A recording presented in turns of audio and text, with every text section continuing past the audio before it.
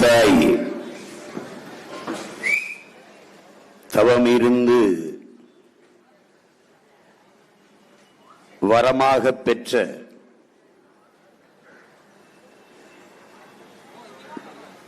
தெய்வ திருமகன் தேவர் பெருமகன் நம்முடைய தாத்தா முத்துராமலிங்க தேவர் அவர்களினுடைய திருப்புகழை அவருடைய பேரப்பிள்ளைகள் கூடி போற்றிக் கொண்டிருக்கிறோம்.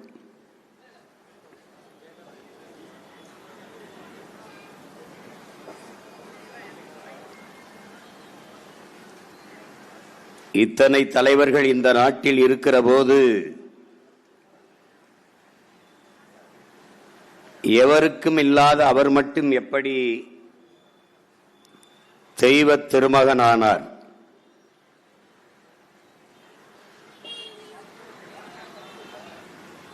அன்பு உடன் பிறந்தவர்களே, அருமை பெற்றோர்களே, ஆன்றோர்களே, சான்றோர்களே,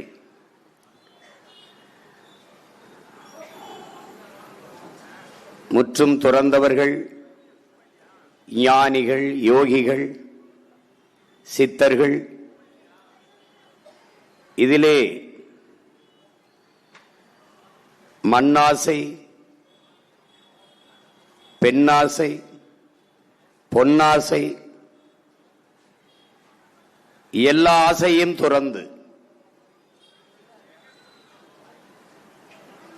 நிற்பவர்கள் ஞானிகள், யோகிகள், சித்தர்கள். இதிலே நம்முடைய தாத்தா மண்ணாசை, பொன்னாசை, பெண்ணாசை அனைத்தையும் துறந்து ஒரு தெய்வ திருவுருவாக நின்றதால், தன் மக்களை மட்டுமே நேசித்து நின்றதால், தேவர் தந்த தேவர் நம்முடைய தாத்தா மூக்கையா தேவர் அவர்கள்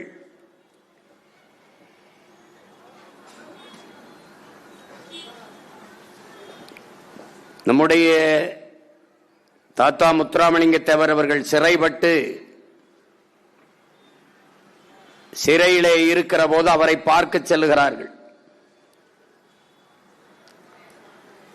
இப்போது போல அல்ல, அப்போது சிறையின் மேல் தளத்திலே தாத்தாவை சந்திக்க அனுமதிக்கிறார்கள். நீண்ட நேரம் காத்திருந்து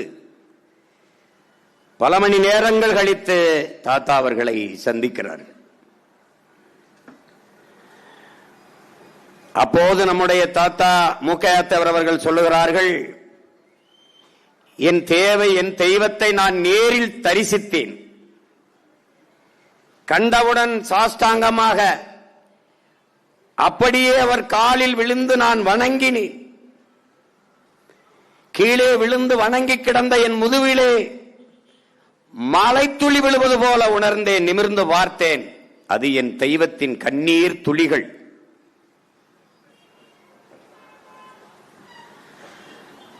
வெள்ளைக்காரனுடைய அடக்குமுறை, அவனுடைய பீரங்கி, அவனுடைய துப்பாக்கி குண்டுகள் எதற்கு மஞ்சாத ஒரு வீர திருமகன், எத்தனை அடக்குமுறை ஒடுக்குமுறை வந்த போதும் கண்டு நடுங்காத ஒரு வீரன் கண்கலங்கி நின்றதை நான் அன்று பார்த்தேன். கலங்கி நிமிர்ந்து பார்த்த என்னை, எழுந்திரு மூக்கையா என்று சொன்ன என்னுடைய தெய்வம் கேட்ட முதல் வார்த்தை, நம் மக்கள் எப்படி இருக்கிறார்கள் என்றுதான் கேட்டார். அன்றுதான் இந்த எளியவன், இந்த அடியவன் அறிந்தேன், என் தெய்வத்தின் இதயம் முழுக்க நிறைந்திருப்பது தெய்வம் அல்ல, என் மக்கள் என்று நான் உணர்ந்தேன். அதனால்தான் அவர் தெய்வ திருமகன். தெய்வத்தின் இதயத்தில் தெய்வம் இருக்க முடியாது, தெய்வத்தின் இதயத்தில் மக்கள் தான் இருக்க முடியும். அப்படி தன் இதயம் முழுக்கத்தான் நேசித்த மக்களை வைத்திருந்த மகான் நம்முடைய தாத்தா தெய்வ திருமகன். அதனால்தான் அவர் தெய்வ திருமகன். சேர சோழ பாண்டியர்களிலே பாண்டியன் மிகவும் சிறப்பு பெற்றவன். சோழ பெருவேந்தன் பல்வேறு நாடுகளை வென்று பெரிய வல்லரசை நிறுவியிருக்கலாம். ஆனால் அவனிலும் புகழ்பெற்றவன் பாண்டியன். காரணம், முதல் இடை கடை என்று 3 சங்கங்களை வைத்து என் தாய்மொழியை வளர்த்த பெருமை பாண்டிய மன்னர்களுக்கு உண்டு.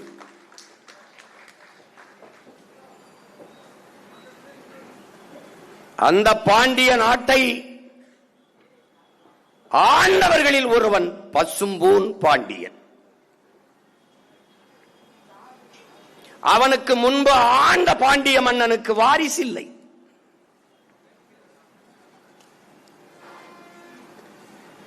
சங்க இலக்கியங்கள் முழுக்க, புறநானூறு முழுக்க அவனை பற்றி பாடுகிறது. வில்கெழுதானை பசும்பூன் பாண்டியன் என்று பாணரும்,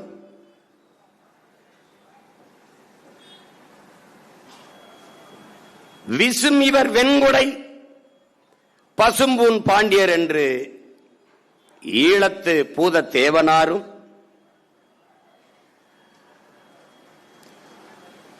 நாடுபளதந்த பசும்பூன் பாண்டியன் என்று நக்கீரரும், படர்புகழ் திருவிற் பசும்பூன் பாண்டியன் என்று மதுரை கணக்காயனரும் பாடுகிறார். இந்த அகப்பாடல் முழுக்க பாடிய இந்த பசும்பூன் பாண்டியன்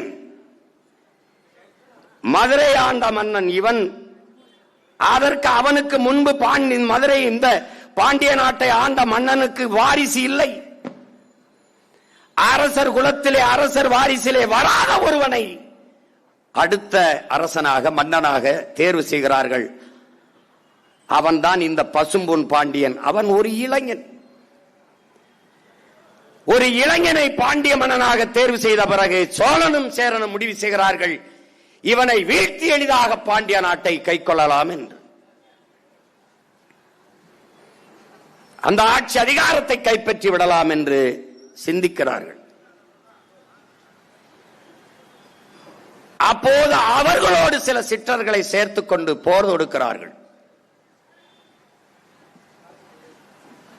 7 மன்னர்கள் எதிர்த்து நின்று போர் தொடுக்கிறார்கள் இந்த பசும்பூன் பாண்டியனை எதிர்த்து. அந்த போர் தொடுத்த இடம்தான் தலையலங்கானம்.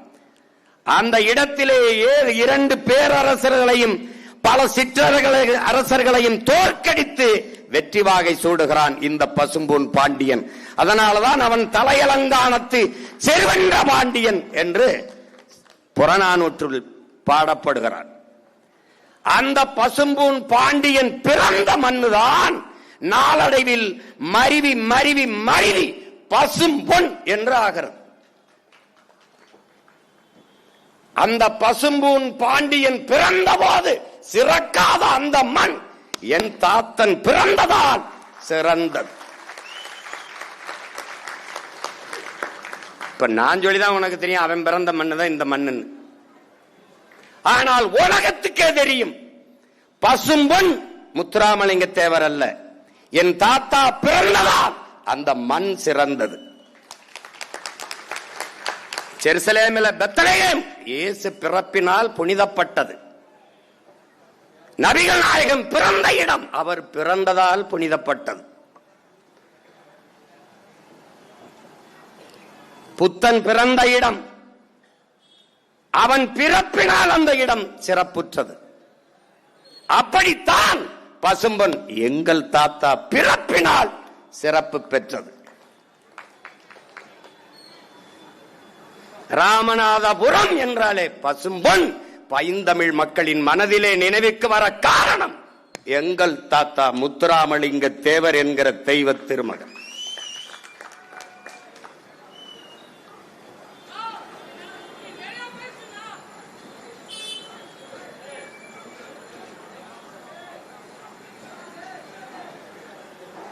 எங்கே பிறக்கிறார்? பசும்பொன்னில் பிறக்கிறார். எப்படி? செந்தமிழ் நாட்டின் பொருணர் கொடுந்தீக்கன் மறவர் நம்முடைய பாட்டன் பாரதி பாடுகிறான். செந்தமிழ் நாட்டின் பொருணர் கொடுந்தீக்கன் மறவர் என்று பாட்டன் பாரதி பாடிய தீரர் குலத்திலே பிறக்கிறார் நம்முடைய தாத்தா. மயிர் நீப்பின் உயிர் வாழா கவரிமா அன்னார் உயிர் நீப்பர் மானம் வரின் என்று வள்ளுவ பெருமகனார் தந்தலிய மறைமொழிக்கேற்ப மானம் போனால் வாழாத ஒரு வீரர் குலத்திலே பிறந்தவர் நம்முடைய தாத்தா. போர்க்களத்திலே உன் மகன் முதுகிலே வேல் வாய்ந்து இறந்து விட்டான் என்கிற செய்தியை கேட்ட தாய், இது உண்மையாக இருக்குமானால் அவனுக்கு பாலூட்டிய மாலை அறுத்து எறிவேன் என்று சூளுரைத்து களம் செல்கிறார். களத்திலே தன் மகன் மார்பிலே வேல் வாங்கி வீழ்ந்ததைக் கண்டு அவள் சொல்லுகிறாள், இன்றுதான் உன்னை சுமந்து பெற்ற பெருமையை நான் அடைகிறேன் மகனே என்று சொன்ன அந்த புறநானூற்று மான மரத்தி வழியிலே வந்தவன் நம்முடைய தாத்தன் முத்துராமலிங்க தேவர்.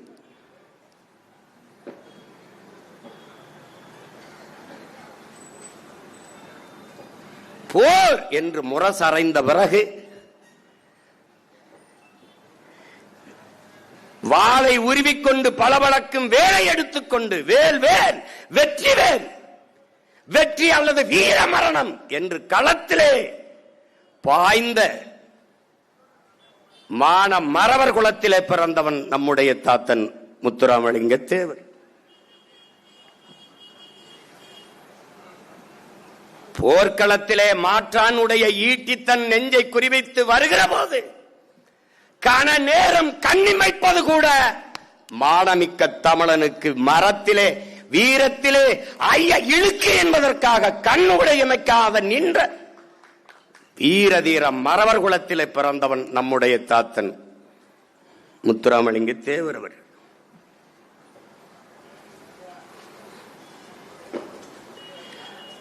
நமது முன்னவர்கள் அரசர்களாக மண்ணை ஆண்ட போது அவர்கள் உடலை காட்டிக்கொண்டு முறுக்கும் தசையிடையே காட்டிக்கொண்டு வாளும் வேலும் நிற்கிற படங்களை பார்த்த நீங்கள் இப்படி ஒரு வெள்ளை வேட்டி வெள்ளை சட்டைக்குள்ளே ஒரு மகத்தான மாவீரன் மறைந்திருப்பதை நீங்கள் மறந்துவிடக்கூடாது. வீரன் என்பது என்ன என்ன என்று யோசிச்சு பாருங்கள் என் அன்பு தம்பி தங்கைகளே. மலர் மாலைக்கு கழுத்தை நீட்டுவதை போல எவன் மரணக்கயிற்றுக்கு அஞ்சாமல் கழுத்தை நீட்டுகிறானோ அவனே உண்மையான வீரன் என்ற முழக்கத்தை இந்த நிலத்தில் வைத்த மகன் நம்முடைய தாத்தன் முத்துராமலிங்க தேவர் என்பதை தமிழ் இளம் தலைமுறையினர் மறக்க கூடாது.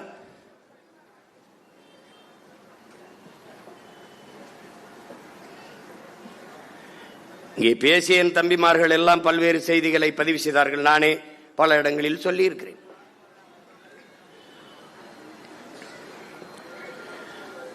தாத்தா என்ற உடனேயே உங்களுக்கு நினைவு வருவது கைரேகை சட்டை ஒழிப்புதான்.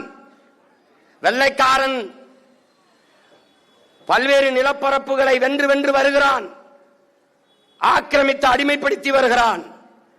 அவன் ராணுவ வலிமையால் அல்ல, பிரித்தாலும் சூழ்ச்சியால் இந்த நிலத்தவர்களே துரோகிகளாக பயன்படுத்தி வீழ்த்தி வீழ்த்தி வருகிறான்.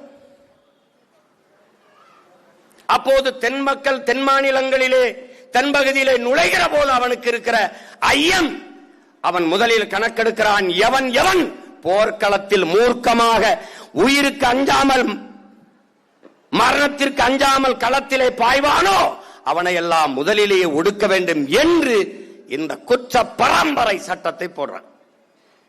இதுல முதலே பிரமலக்கல்லருக்கு போடுறான், அப்புறம் ஓராண்டு கழிச்சு மறவருக்கு போடுறான். அதிலே குறவர், வேட்டைக்கார கவுண்டர், இப்படி பல பேர், வேட்டு கவுண்டர் எல்லாருக்கும் போடுறான். பல சாதிகளுக்கு போடுறான். எல்லாம் சின்ன சின்னது. இதுல பெருத்த எண்ணிக்கையில் இருந்தது பிரமலக்கல்லர்கள், படையாட்சிகள், மறவர்கள் எல்லாருக்கும் போட்டான். இதுல தாத்தா ரொம்ப இளவயது எதிர்த்து போராடுறாங்க. அப்பதான் உங்களுக்கு தெரியுமே அந்த சட்டத்தின் கொடுமை. பெற்ற தாய் மரணப்படுக்கையில் இருந்தாலும் அவளை பார்க்காமல் இரவில் வந்து காவல்துறையின் கட்டுப்பாட்டிலே காவல்துறை